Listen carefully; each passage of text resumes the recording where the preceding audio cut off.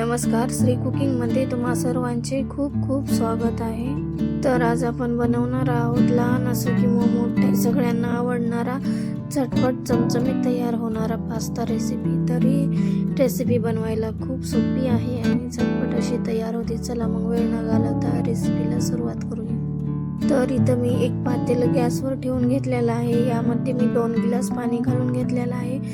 यामध्ये आता मी थोडंसं तेल घालून घेत आहे। पाण्याला उकळी आल्यानंतर इथं मी 1 वाटी पास्ता घेतलेला आहे, हे घालून घ्यायचं आहे आणि मिक्स करून घ्यायचं आहे।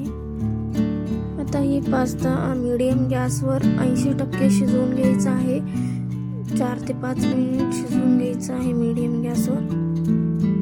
हे बघा, इथं मी 80% पास्ता शिजवून घेतलेला आहे। आता गॅस बंद करून हा पास्ता चाळणीमध्ये काढून घ्यायचा आहे। इथं मी गॅसवर कढई गरम होण्यासाठी ठेवलेली आहे। कढई गरम झाल्यानंतर यामध्ये मी 1 पळी तेल घालून घेत आहे।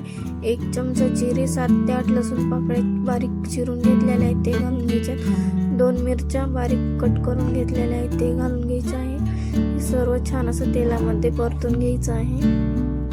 इथं मी मीडियम साईजचा कांदा 1 बारीक चिरून घेतलेला आहे ते घालून घ्यायचा आहे आणि तेलामध्ये छान असा परतून घ्यायचा आहे। हे बघा, इथं माझा कांदा थोडासा करपलेला आहे, एवढा कांदा करपू द्यायचा नाही।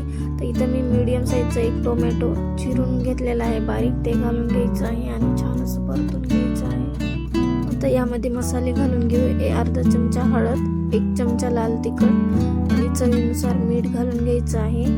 हे सर्व मसाले छान असे मिक्स करून घ्यायचे आहेत। यामध्ये आता मी 1 मॅगी मसाल्याचं पॉकेट घेतलेलं आहे ते घालून घेत आहे। थोडीशी कोथिंबीर, हे सर्व छान असं मिक्स करून घ्यायचं आहे। हे बघा, इथं सर्व छान असं मिक्स करून झालेलं आहे। आता यामध्ये शिजवून घेतलेला पास्ता घालून घ्यायचा आहे आणि पास्ता छान असा मिक्स करून घ्यायचा आहे।